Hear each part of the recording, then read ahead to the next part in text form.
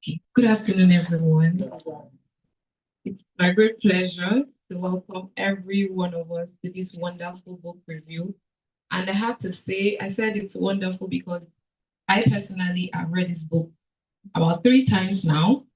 And I can say that even as a young person, this book has spoken a lot to me. So it's actually a privilege coming here to moderate like the author herself in order to review this book to you all. And so whether you're joining us online or you're joining us physically, we want to say welcome to you. And we are very delighted to have you. I would also like to especially thank the organizers and then Laterna itself for giving us the space and the opportunity to review this book. We want to say thank you so much. Today is not actually just about reviewing a book, it's about connecting through stories, exchanging perspectives, and celebrating the power of literature to inform, to inspire, and to transform us. We are not just here to hear a story, we are here to connect with that story and have our lives transformed because I'm somebody that do a lot of reading and speaking. So I know when book actually have an impact on you, and I can say that this is one of those books. And so also our online participants, even though you might not be here physically, we would like you to interact with us as if you were here. We are going to, after the section with the author, we are going to be asking questions. And we would like you to ask your question. You can drop it in the message box or in the inbox or raise your hand, and then we will ask you the question. And so to everyone attending here physically, one say to sit back, relax, and enjoy the wonderful experience. Now, before I introduce the author, we are here to review the book, The Thread of Love and Duty. And the word I actually like the most there would be love because I'm a young person. Yeah, sorry. And so that's why I said the book actually impacted a lot. The reason is that many of us like to associate ourselves with love. We don't want to associate ourselves with the duty that comes with it. And so when you read this book, you know that it's not by I do. Can you really do it? So yes, and we've had somebody who not only wrote a book, she wrote a life experience. So this is not a fiction. This is something that that's the person that actually wrote it, experienced it. And so I would like to, with great honor, introduce the author of the book herself, and I'll be reading her profile shortly. So Aderonke Adeyinka is a senior level professional with over 19 years of experience in the financial services industry, spanning operations, payment, and product management. Over the course of her career, she has played a key role in identifying and resolving service challenges, driving growth initiatives, and building performing teams. She's widely regarded as a trusted resource to business leaders and executives. She is deeply committed to continuous learning, development, and innovation. Aderonke holds a bachelor's degree in biochemistry from the University of Ibadan and a master's degree in oncology from the same institution. She is a certified John Maxwell coach, passionate about guiding individuals through personal growth and life transitions. Aderonke currently serves as the head of youth and women banking at First Bank, where she oversees a growing portfolio of accounts across the bank's network. Beyond her professional career, she is a proud wife and mother of two. Through her writing, she explores themes of love, responsibility, and the quiet choices that shape our lives, driving from lived experiences, observation, and a deep understanding of human relationship. Please, with a standing ovation, I would like us to welcome the author of the book, Thread of Love and Duty, Mrs. Aderonke Adeyinka. Welcome. Welcome. We're glad to have you this evening. All right. All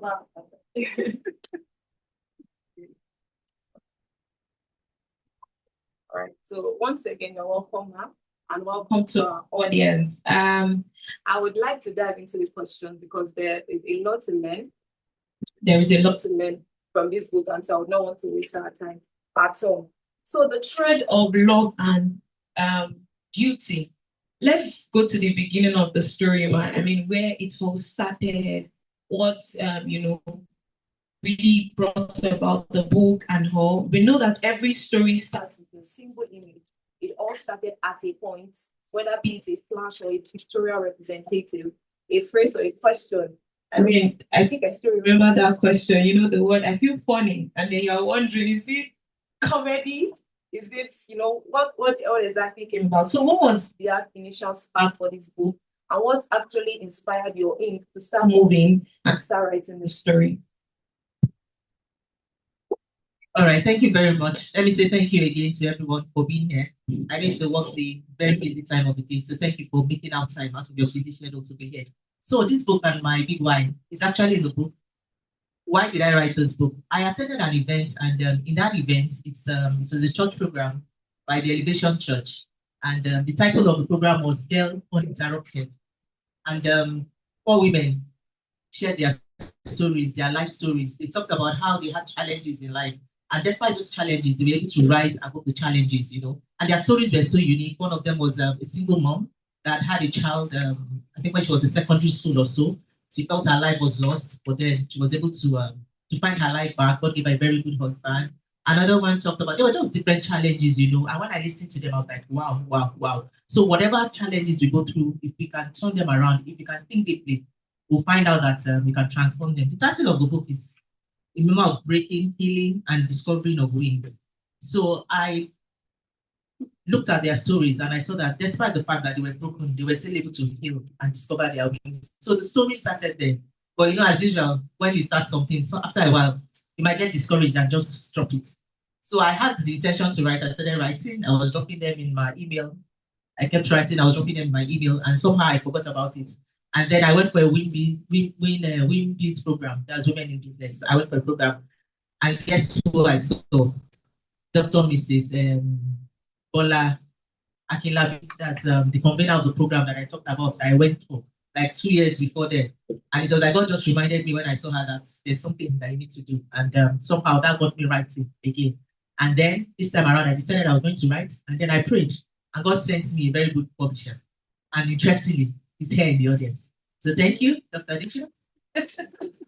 Thank you. So he was able to bring my book to life. Somehow again, I got discouraged. And I remember he kept asking me, when are you going to write this book? When are you going to write this book? And finally, I was able to write the book. Thank you. Thank you very much, ma'am.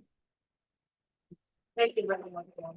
I just have to quickly pick something from that and ask. So when you went to the program and you saw other people's challenges, did it because I know that the book was mostly about your stories. Did it at any point come to your head that something like this was going to happen to you? Oh, interestingly, as at that time, the story, I mean, that's I think the events we are referring to had already happened. And what event are we talking about? The health challenge that my husband had, this serious life challenge that I had that changed the course of events for my family. So the event that happened, I mean, I went for this, I attended this event in 2023, and the life challenge I'm talking about happened in 2018. So that was like 4 years after. But the fact is, I'm a very private person. I never thought about sharing my experience in a book. But because they came out to share their experiences, I learned from it. So it challenged me to also write my story. So it had happened, but I never thought of using the story to encourage others. But because I was encouraged from their stories, I thought I could also encourage people. Thank you. All right. Thank you so much, Ma. That was beautiful. That was very beautiful. And it's glad that we can find our own moments in other people's story. And so I would also like to ask, after, we've seen what actually created the spark and the image that came for you to start writing. So I would like to ask the message behind each chapter. We have about 12 chapters, if I'm correct. And so the message behind each chapter, I want to ask, what exactly were you trying to pass to the readers? Like when they read, what exactly is it that you want them to know and experience along with you? All right, thank you. So, when you watch a movie, when you watch the movie from the beginning to the end, it helps you understand the story in full. So, the movie is written in such a way that it talks about my lifestyle, it talks about my upbringing, it talks about my parents, and then it talks about myself, and then it talks about my family, it talks about the incidents And it talks about how I was able to overcome the challenges I had and use them to swap. Like I said, I mean, at some point I forgot who I was. So many things that I could do before, I somehow didn't believe I could do them again. But after I went through the experience, I went and I decided that I was going to challenge myself and go out of it. I was able to restore that. So that's what I want my readers to know. When they go through it, they should know that there's no event in our life that is isolated. The Bible says all things work together for good to them that love the Lord and are called according to his purpose. So I believe everything from the beginning. My upbringing, my parents were very strict. My dad was a military man. That helped me. And somehow I became the timekeeper of my school. That also helped me. In the book, I talked about how I was locked out of school. I was just 15 minutes or so late to primary school. You can imagine primary school, and they didn't allow me go in. I was outside for like 30, 40 minutes. And eventually I went in. That registered something in my head. For those that know me, they'll tell you that I never go late for events. That was one of the things that shaped my life. And then my dad was my dad gave us most of his time. Most times before you go back to school, you've already covered the maths chapter. People say I read a lot.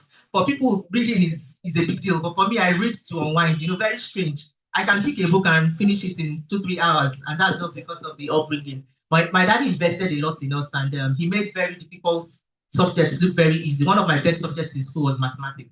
And that was because my dad invested in that. I mean, lunch breaks that were supposed to be times to rest, he would go through it. And most times before we go back to school, you've already covered the maths chapter. I mean, the maths book for the semester. So most times I was always stopping in math and all of that, but that was because of the sacrifice that went into it. So I mean, it's just a reminder that nothing in life happens by chance.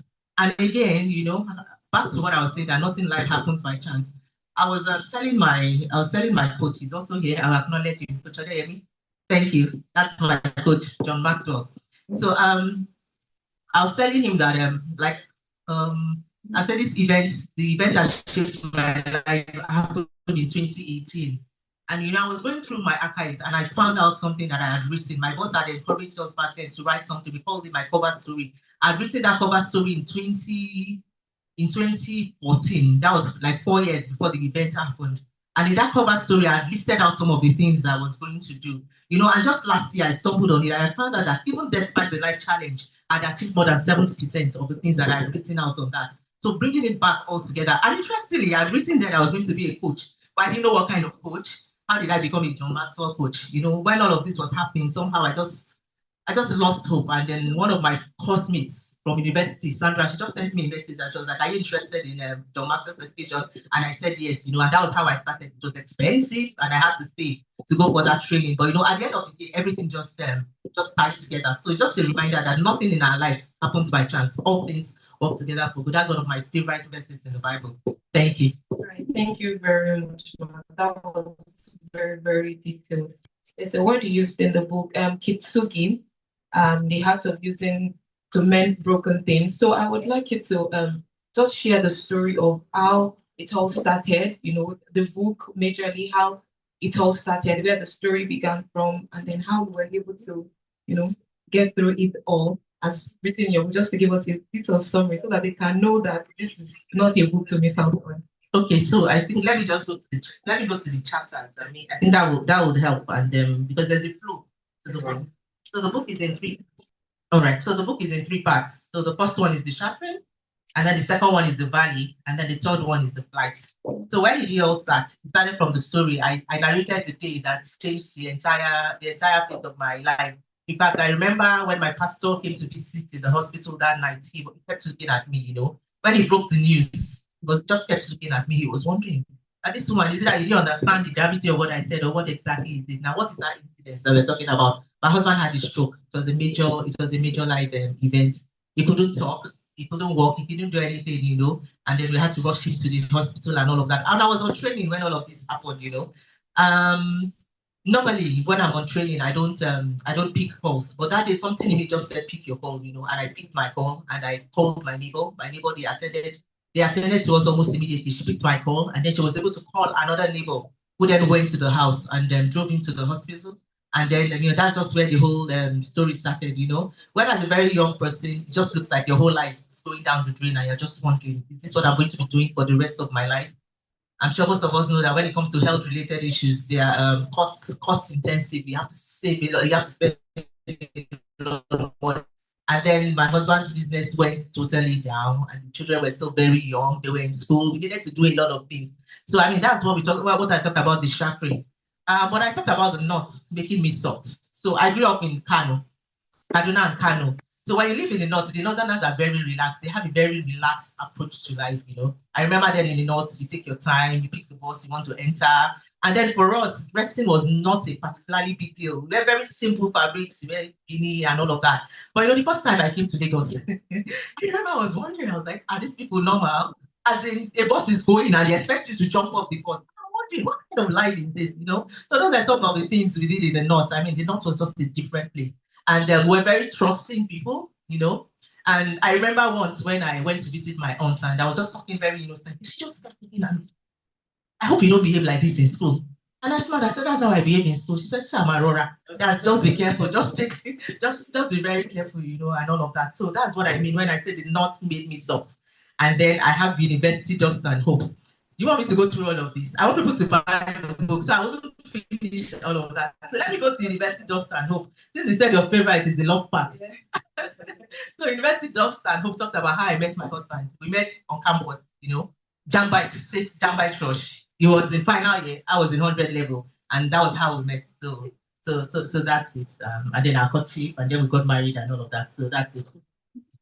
So is there any other thing you want to know? All right, thank you. Just hold on. Let's talk more about the love story. So, you know, we got in school, and then I went to serve.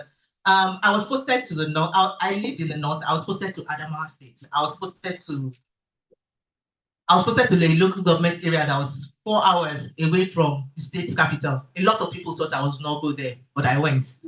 I just believed in my heart that wherever God sends you to, that's the place for you. And thinking back now, those are some of the moments that shaped my life because where I stepped, there was no electricity. So you can imagine somebody from, I mean, a young youth corps member going to serve in a village without electricity, without water. Even our water, we had to pump in manually and all of that. But I stayed there. I stayed there for 1 year. I was teaching the students both physics, chemistry, and biology. I studied biochemistry, so I was their science teacher and all of that. But I mean, thinking back now, those are some of the moments that shaped my life because it was tough. It was rough. You know, living in the north, serving in a place without water, without electricity, 4 years, I mean, 4 hours from the state capital and all of that. But I stayed and I look back now. And in fact, for the first time, it just dawned on me that those are the moments that shaped me and helped make me as strong as I am. Thank you. Thank you very much, Mom.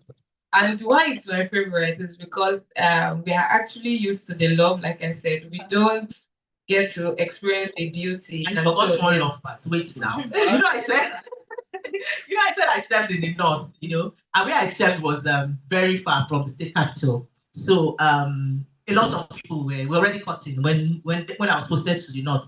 And a lot of people then, a lot of my friends were changing their postings to wherever their fears was. And I said, no, I'll go where they posted me to. And I went. And he came to visit me. I was like, what? You came all the way to see me? I said, with this one you've done, I'm going to marry you.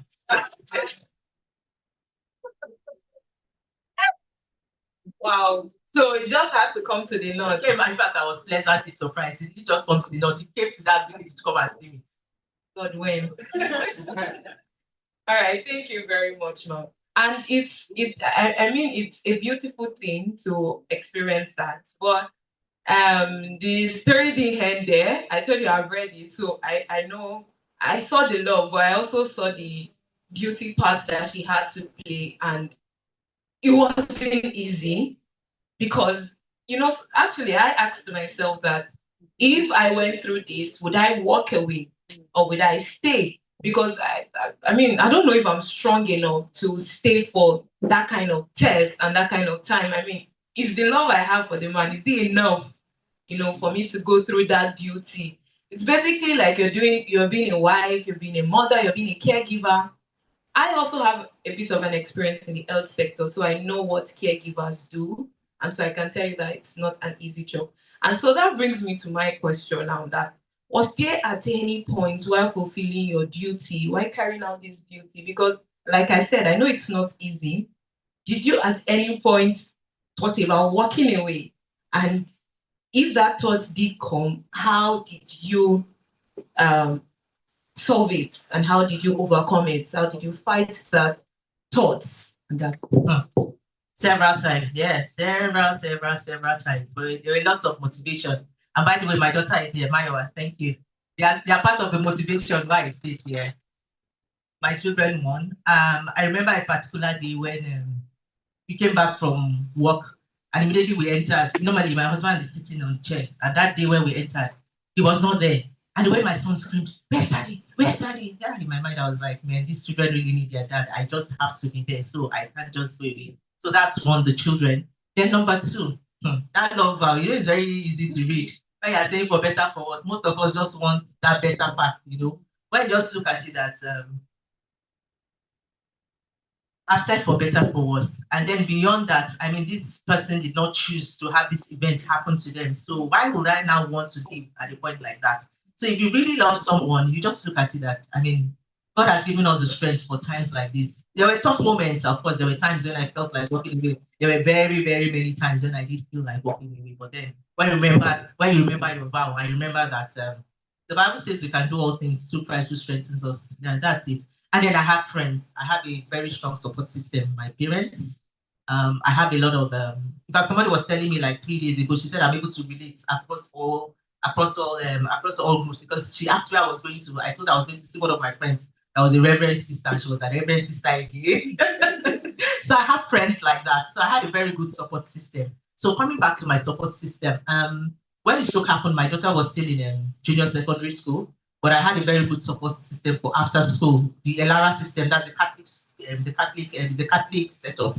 So what happens is they pick them from school and then they take good care of them. If you know the Reverend Catholic, the Catholic educational system, you know that they are very strict and they take very good care of them. So I had that support system for them, and then I had a lot of senior friends as well. In fact, I have a mentor. My mentor, no matter what you tell her, as in when you come to her and it looks like for you, it looks like everything has scattered. She'll just say, when you finish talking, she said, "Is that all?" And in my mind, I'm like, how can you just say, "Is that all?" She'll just say, "Is that all?" I'll say, "Yes, that's all." You say, "Well, Jim." She will take you out for one very nice dinner, but she just spoil you. And at the end of the day, you forget about all your problems. She just has a way of encouraging and reminding you that whatever it is, there's nothing too big. And then she'll tell you stories of how she's been able to overcome what challenges. So when you have senior friends, when you have friends across all them, don't just limit your friendships to those that are in the same what's it called, and the same sphere. And so I had that. And then, of course, I had the church. The church was a major support system, major support system.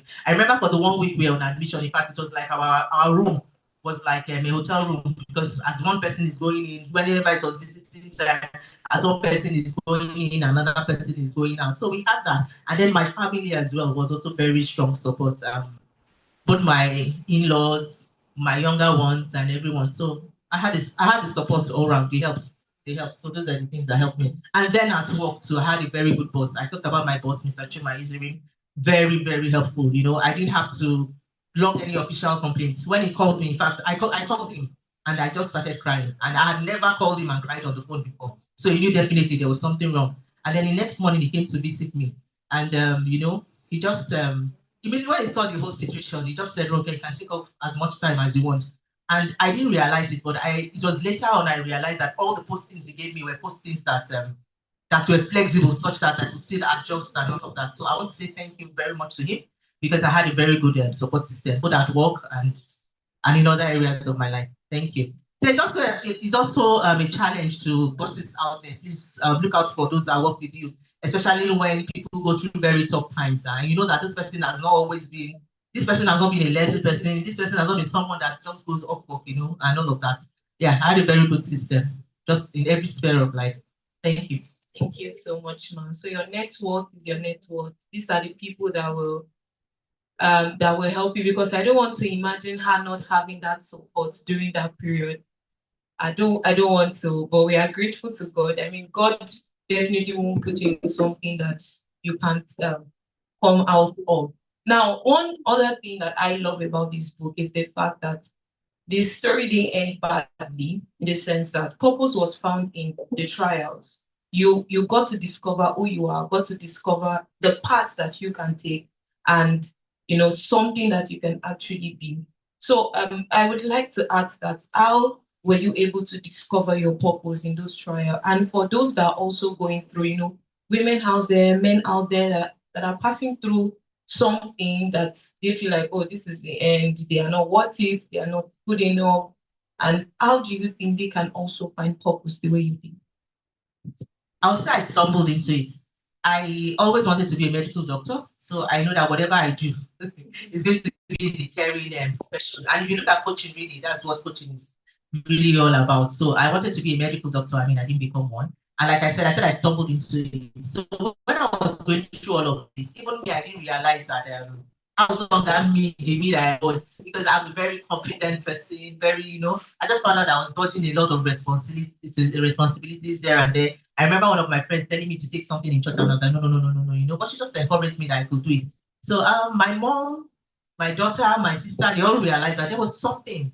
I was just losing myself to just caregiving. My life was just now like a triangle, just go to work, come back, take care of your husband, and just think about it. And then, like I said, there were a lot of medical bills. I'm sure you all know that there's nothing like finances that can throw you down, that can throw you. And as the first daughter, I had to be responsible for taking care of him. So you can imagine doing all of that. But I always say that God has a very good sense of humor, and that was when I talked about God not being an God not being an indifferent bystander. That means God isn't just standing there. Some people, if you don't know someone, the person might be going through a problem and just walk back. But God is very concerned in whatever it is that we go through. And I remember that day when I came back from the hospital, I just sat down, I was just fine. I was like, God, what is this? I tried calling her number. I didn't even know the call had gone through, and then I caught. And then she called me back and she was like, oh, okay, what's wrong? And I cried and cried and cried and cried and cried. And she just encouraged me. She just allowed me to pour out my heart and all of that. And then she asked us, just out of the blue, she just asked us your favorite meal and all of that. I just said pounded yam and egusi and all of that. And and the next day I just saw somebody they just delivered the food, and I was like, wow, wow, wow. For me, that was a big deal because cooking was the last thing on my mind then. So those little things here and there, don't lose your friends, don't lose yourself, and then your faith in God is very important. Always remember that it will always come to pass, and then you always come out. I mean, God has reassured us that He will never leave us nor forsake us. It might look like that's the end at that point in time, but no, you're just going through a valley, like my book says, and then at the end of the day, you come out tough and you come out strong. So don't hide in your room and not go out. Please go out, go to church, make friends, and all of that, and then you go and then seek for help. One of the things that I also did was in this part of the world, we think that mental health care is a big deal. No, it's not. It's very, very needed. So I had what I prefer to call her a psychotherapist. I don't like that word psychiatrist. It sounds like it sounds like I got invented. So I prefer to call her a psycho. Yeah, I prefer to call her a psychotherapist. I decided to go through that session. When getting up in the morning became such a difficult thing, and then I was just like, no, this is not me. So I decided to go through that. So that's also something you need to do. If you think you need medical attention, please go for it. Thank you. Thank you very much, ma'am. Thank you so much for sharing that. Okay, so another question that I have. Many readers, many people who love to read, do a lot of self-discovery while reading. Most times when we read, it's so that we can have knowledge, we can gain more experiences, learn from other people's experience. What is something that you want the readers to discover when reading this book? Okay, so I want them to discover, number one, that what do I want them to discover? Hope. First of all, hope. I just want to reassure and remind them that whatever it is that you're going through, please never lose hope, because they say don't waste your pain. Yeah, so that's what I want to encourage them. Please don't waste your pain. And number two, please encourage yourself, because whatever it is, you are the one that will encourage yourself. People can encourage you, but like the Bible says, it says David encouraged himself in the Lord. So you are the one that will do that encouraging. So I want them to find encouragement within the pages. I also want them to find inspiration. And then I have a chapter in the book that talks about serendipity. That's the human moments. Sometimes we take life too seriously. We take ourselves too seriously, especially in those moments. One of it I talked about where we're trying to, I traveled with a colleague, and when we came back, we just discovered that just very few of the sockets were working, and we were like, what's happening? And then I called the reception. I called them like 3 times or so. They didn't come in on time. But it was later. I don't know what even happened. Both of us were like, what happened? Did you not put in the normally there's this card that you're supposed to put into the house. So we didn't put it there. And that was all. But sometimes when you take life too seriously, I had to call them to apologize to say, don't worry, we'll fix the problem. I talked about such moments. I talked about another moment where we're trying to control the TV remote, and there was a diffuser there, so it had lost the signal, and we couldn't put it on. So I just tried to make fun of the human moment. So I would love to encourage people. I mean, we are all humans. There's nobody that is perfect. So laugh at yourself once in a while and don't take life too seriously. So that's it. Thank you. I will not take life so seriously. Now I'm young now. They're like, you must make it. You must. I'll calm down. No, I'm not saying there has to be a balance there. I'm not saying don't have goals and all of that, but I'm saying while you're trying to achieve your goals, there'll be those times when you make errors, but don't make a big deal out of it. Now let me make you laugh. Was it the day before yesterday? I got to the office, and for the first time in my over 23 or 24 years career, I forgot my laptop at home. I couldn't believe, it has been happening to people, though. But me, I couldn't believe that I would forget my laptop at home. And in my mind, I was like, I forgot my laptop at home. I kept playing the scene. I forgot my laptop at home. But I could have beaten myself up over and over and over again. If I just looked at it, okay. Interestingly, too, my tab was also in the laptop bag. But luckily, luckily my phones are on my emails are on my phone.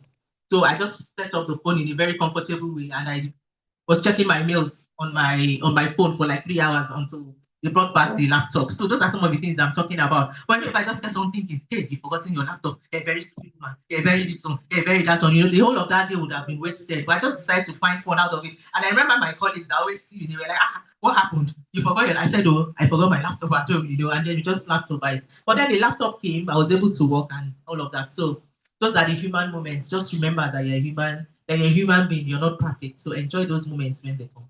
Thank you. Also, I would like you to take us through the process.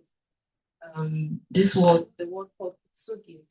Yeah, back to this kintsugi. Yes. So kintsugi talks about the Japanese act of making a fine piece out of broken ceramics. So what they do is they put gold in between those broken lines so that it comes out as a final piece of ceramic at the end of the day. So even though it's broken, but the way they just put it together, I mean, you can imagine that ordinary ceramic, is not as beautiful as ceramic that has gold takings and all of that. So it's just the same way.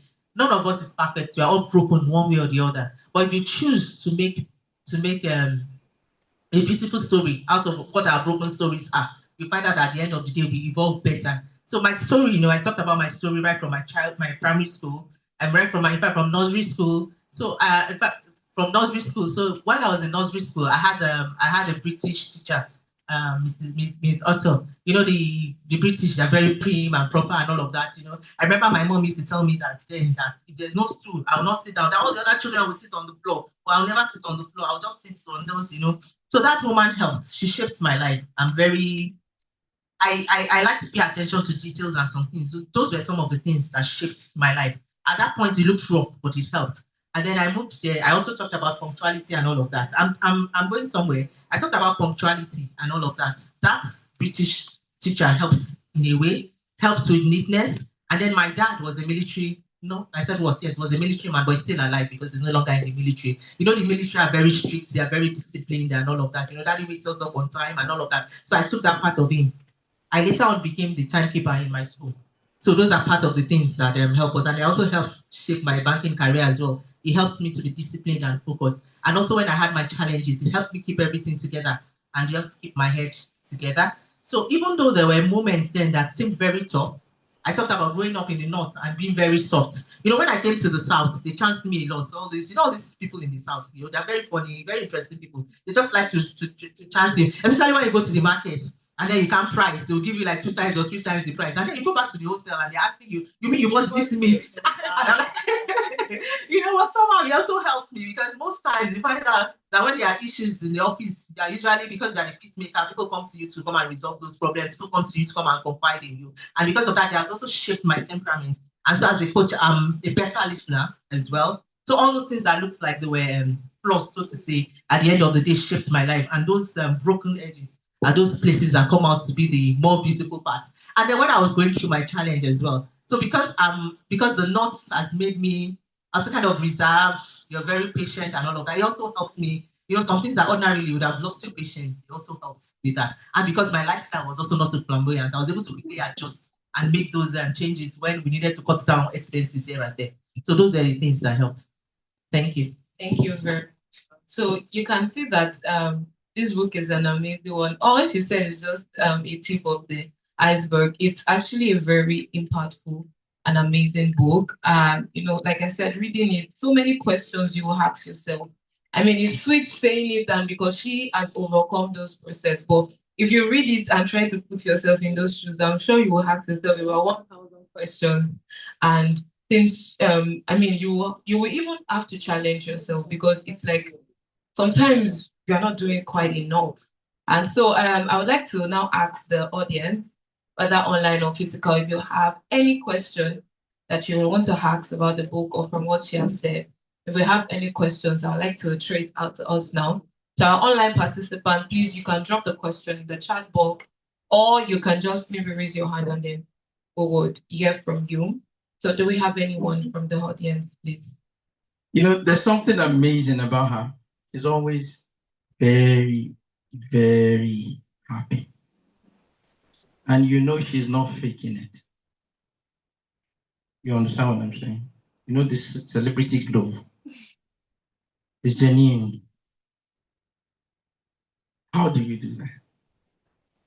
I published the book, when you go through the stories, the mood, a good book puts you in that mood and takes you out of that mood, depending on how it's written. Then seeing all that, and even thinking deep into areas that text can convey.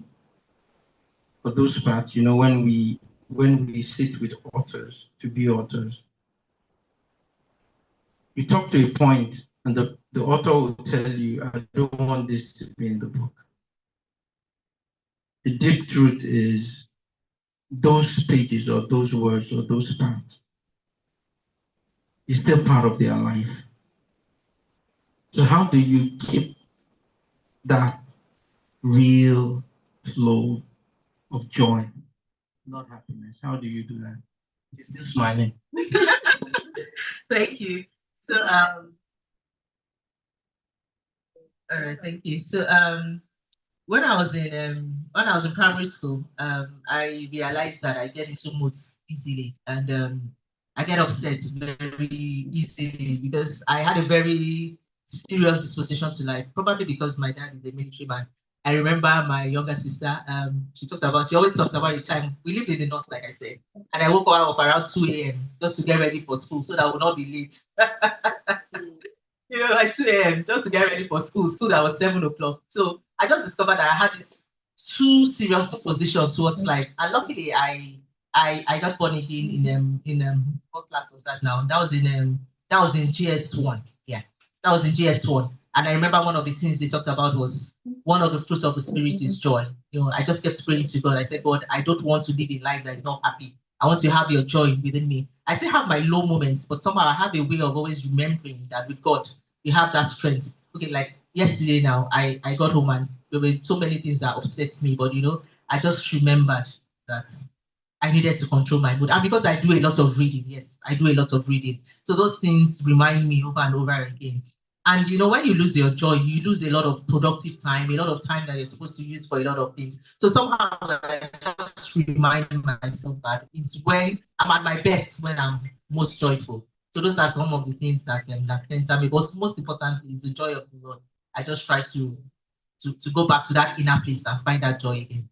So I don't know if that answers you. I just deliberately chose not to be a melancholic for the rest of my life. Thank you. Good afternoon, everyone. And I want to thank God for your life, for those how far He has taken you. I met you at Mrs. Morgan's office. We had some chats, and since then, we have actually glued like sisters, right? Well, you're the only one, like you said, that can know the level of the grace God actually bestowed upon you. My question really is, whilst going through that moment, your children were young and they're grown now. What can you say about probably the lessons that they learned through these periods? What can you see in them that probably changed that is actually positive, probably as a result of the challenge. That's a deep one and requires some thinking. So one, my daughter wrote her perspective on the book, and I remember one of the things she wrote. She said, before the incident, she could come to two of us to ask for money, but somehow after the stroke, she could only come to money for money. So number one, I would say financial. It has taught them financial discipline. They realize that you have to plan towards things. My daughter took internships all through her stay in school, 100 level, 200 level, 300 level, 400 level. That helped them. My son also did a lot of what do you call this, freelancer jobs while he was in school. So that helped them. Somehow it taught them self-independence. They needed to be self-independent. He also taught them how to be rugged. I remember my friend was asking about my daughter. She went for first service and she was asking how did she go to church? So she took public transport now. And she was like, Emma, that you go. Remember I was like, that you can. I mean, this is Nigeria. They should learn to be flexible. So those are some of the things. I'm sure, I mean, if both of us were, I mean, if everything had gone that way, I might have looked at it. I'm not saying that it's compulsory children go through some phases, but for me, it has helped them to be flexible. So, I mean, you can be flexible, you can go either way. So you don't look at life as, and so they're able to see life in different perspectives. Those will be the some of the positives. Of course, there are some negatives as well, because I wish there were some times when I was so much engrossed in what we were going through that I wish we had more family moments and all of that. Those would be some of the negatives. But it has also helped them to realize that life is not a bed of roses. And I always tell them that you should learn to be flexible. You should learn to, you should be able to, I mean, you can travel to London, and then when you are not traveling to London, you should be also be able to take a bike when you need to take a bike. So I'll say it has helped them to see both perspectives of life. So those are some of the positive things that you've learned. Thank you. So I wanted to ask a question, and I was telling my colleague that this answer to your question is making me tear up, because what you've gone through is kind of what my mom went through. We lost him though, and we had to grow up. So when you were talking about your children, I was like, oh, I'm an evidence of probably what your children have gone through. They're stronger. They're the kind of people that can break any storm. There's nothing that can pull them down at this point. They are very adaptable. I'm very sure. There's nothing life can throw at them that they would not, weather. They will definitely go through it, and they'll be innovative. I'm speaking from myself. They find opportunities in every crack. They're proactive. They're also empathetic. They've seen you go through things, and they approach life differently. I don't know. I'm pretty sure it applies, because I also watched my mom shoulder the responsibilities. And myself, I am the first daughter. I went to school. I know how many jobs I did to be able to sponsor myself through school without stressing my mom, because I know she has to deal with the younger ones. I graduated. I'm doing my MBA. I'm working where I'm doing fine now. So when you were saying that I got here, I'm like, this is similar to my story. I love how much you smile and how beautiful you look. Yeah, you're just evidence that what you've been through does not have to, break you. Like the word case something. What's the word again? It's okay. Tsugi. Yeah, you're like the perfect example of that. So my question is mistakes. Sorry, No, it's okay. So my question is on mistakes. When you were talking about mistake, in my mind, I'm like, if other people make mistakes, I'm like, oh, it's okay, you're just human. But with me, I make mistake. Hey, it's not okay, and I am not human. So I find that mistakes that I've made honestly, mistakes shape you, right? The mistakes you made, decisions you made, somehow it's made you who you are. But I still find myself getting stuck on my mistakes. I feel like I could have done better in certain situations, and it haunts me. Like, even when I'm at work, I'm the kind of person that I'll just remember one mistake and I will not be productive for the rest of the day. So I feel like that's a bad trait. If there's a recipe for me to handle my mistakes better, I'd really appreciate it. Thank you. Those mistakes, take the learnings from them. But the 24-hour rule is within 24 hours, please recover quickly. Take the lessons, celebrate all the celebrations, and do all the learnings you You have to learn and then move on. But don't forget to take the learnings from your mistakes. That's the most important thing. But the thing is, whether you feel bad from today to tomorrow, it doesn't change anything. So it's just better to quickly move on. And then when you're joyful, when you've gotten over it, it helps you move faster. Rather than thinking, hey, I should have done this, I should have done that, I should have done this, I should have done that. And it helps keep your energy level high. So mine is just apply that 24-hour rule. If you think 24 hours is too small, you can extend yours to 48 hours. So give yourself 48 hours. Or if you think that 48 hours is still too small for now, you can make it 72 hours. So give yourself 72 hours and then you quickly recover and move on. But don't forget the lesson after you made that mistake. Does that help? How is the repercussion of taking serious in the case? Okay, somebody wants to help me. Thank you. Your words were touching, powerful. But the truth in life is, no matter what you go through, it could be worse. Yeah. That's the first place to start from. If you fall in your life, some fell and they're gone. I think the first thing to do is think the worst could have happened. If something was stolen from you, you could have been out. You understand? If you have a simple cut, you could have been slaughtered. You understand? And there are scenarios that you can see. Maybe you've read, maybe stories you've heard, but you were not the one. That's my own secret. My wife is here. I think this year will be 19 or 20 years in marriage. She has never, ever caught me feeling down. It's not possible. It's matter. You know why? It could have been worse. That's one. From that standpoint, then I switch into gratitude. You understand? With that, that's a new beginning. It could have been worse. If you steal from me, I'll say, thank God I'm not the thief. I could have been the thief. But because of my morals, I'll let it go.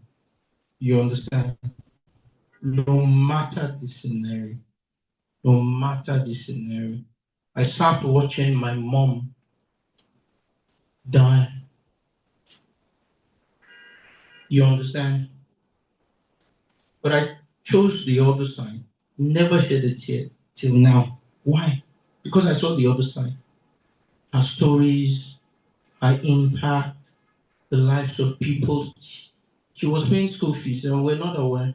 She will hide money. She works in CBN in flowers. And people will come and pick it. And she don't take it though because somebody's for another person. We have that story. Those stories are more than enough. You understand? So just hardwire your mind. There's a programming. You cause every negative thought. You understand? And through all these 19 years, my wife have also never seen me sick before. Why? Because to have a headache, there's a first little pain. I curse it as if I'm smashing it with a trailer. Negative thought can't stand. So also, your ability, you become your focus. The ability to have the strength to switch, always fine. It could have been worse. Do you understand? It could have been worse. If I sit with you and you paint all those pictures, I'll tell you the worst scenarios within that scene. I'll paint you a picture. I'll paint you a story. You understand? I think that's no. Thank you. Thank you. I also want to publicly say thank you to Auntie Rafiat now. Thank you so much for making our time to come back. Thank you. Thank you, everyone. Yeah. Do we have anyone else? What about online? Yes. Yeah, online. The online audience. No. All right, thank you very much to everyone. Please, if there's a question online, please give us our attention to it. Yes, I mean we can see that I thought we were done with the questions. Yes, I'm done. I'm not asking. Yes, I'm not asking. But I just want to say that this book is a must get for everyone. It's something that truly you would like to see how she was able to, discover her wings and the process. It's something that you should get and you should have. So yeah, it's just me advocating because like I said, I've read it 3 times and I do not read a book more than twice. I do not. That's just once I read it once, maybe because of the kind of this thing. I studied a medical course, so when I read it, if I must understand, I will open my eyes. So when I read it once, so if I'm going back twice, know that there's something that seems I need to go back and get it. And so yeah, so this is a very good read that I have to say. So do we have any maybe contribution now? Someone online. Okay. Omolara Sangowawa. I don't know if that's her pronunciation. I'm sorry. I want to congratulate my sister and friend for this book. I just got the book and I've not finished reading it, but it's really a good book to read. And I'm really learning a lot from it to encourage those passing through one form of challenge or another. Like she said, the Lord is our strength and we can do all things through Christ that strengthens us. Congratulations once again, and God bless and strengthen you more and more in Jesus' name. Amen. Thank you, ma'am. Okay, anyone else wants to say anything?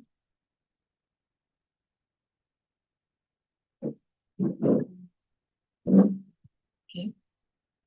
No one online too. All right, Ma, do you have any last words you want to say concerning the book or just anything you would like to say lastly? Yeah. It's just a reminder. The title of the book is Threads of Love and Breathing. And just to remind everyone that life is it's a mixture of valleys and mountains, yeah, exactly, valleys and mountains there. So, and in fact, there's always a joke that the highest part of one mountain is like a valley in another situation. So you'll say it's either you're going through a challenge or you're coming out from one or whatever it is. But I just want to remind us that let's always keep a positive disposition towards life. It helps you better. Somebody says that the pessimist thinks the pessimist thinks is the worst of time, the optimist thinks is the best of time. That at the end of the day, we find out that we all survive anyway, but you find out that the optimist had a better ride going through that journey. So I mean, it's easier to go through life with a positive disposition. It gives you more energy to be able to face the day. I mean, we need God, most importantly. For me, that God factor is very important because we are too small to be able to carry anything on our own. So it's like you're just riding on God's shoulder and it helps you weather through every storm. So I just encourage and remind all of us that we need that God factor and let's make sure we are tapping strongly into that. And let's not forget our vows that it's for better for what? And just live through it. So His grace is sufficient for us. But finally, and most importantly, please get a copy of the book or gift that book or gift the book to someone. Thank you very much. Thanks for your time. I know it's a busy time of the day. Thank you so much. Okay, thank you everybody for joining us. We want to say thank you to our physical participants. We are really grateful, and to the online audience, we are also saying thank you for joining us for this book review. Do get a copy. I want to thank Laterna Book for the opportunity again to review this book, and want to say thank you for allowing us. And I have to say thank you to the amazing author for allowing us to write the book. Thank you very much. We do appreciate you, man. Thank you. Yeah, I forgot to thank Laterna. So Laterna, thank you so much for this platform. Thank you so much. And thank you again, everyone. I mean, I can't thank you enough. Thank you for making time to come. I'm grateful. Thank you. Thank you so much, Mrs. Aderonke Adeyinka. The first time I picked up a book, I reviewed it and I couldn't drop it. I'm not much of a story reader. I don't know how to read stories, but the moment I picked a book, I couldn't drop it. There were so many lessons on patience, lessons on trusting God and believing God in the midst of challenges. And I was thinking through and wondering how she was able to manage herself, career-wise, at the home front, in the midst of those troubles and challenges. And I give her kudos. Sometimes there's a statement that says we don't look like what we go through or what we have gone through. And she's an example of such. She still looks, in fact, every time I chat her about her, she's like, I said, I've never seen a calm, easy going woman like this. Cecilia, dear, this, that, and it's so soothing. Everything she's made up of is an encouragement to others. Everything she has gone through is an encouragement for others. And everything that she went through at the home front is an encouragement for other women. Some other women would have even abandoned their husbands by now and say, oh, I can't keep up with these, you get. But I thank God for your life. If you don't have the book, please pick it up. It's just 20,000 naira. The money is available in Jesus' name. And then we have the next book reading session in Laterna on April 30th with Mrs. Ibiwunmi Akinola. The title is Akinola, yes, Mrs. Ibiwunmi Akinola. The title of the book is Strength Perfected in Weakness. Strength Perfected in Weakness.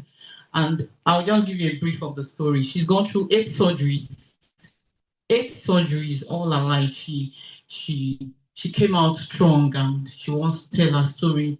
She told her story to the world in this book. So we look forward to seeing you on 30th of April. Please, you'll get our invites in the course of the day.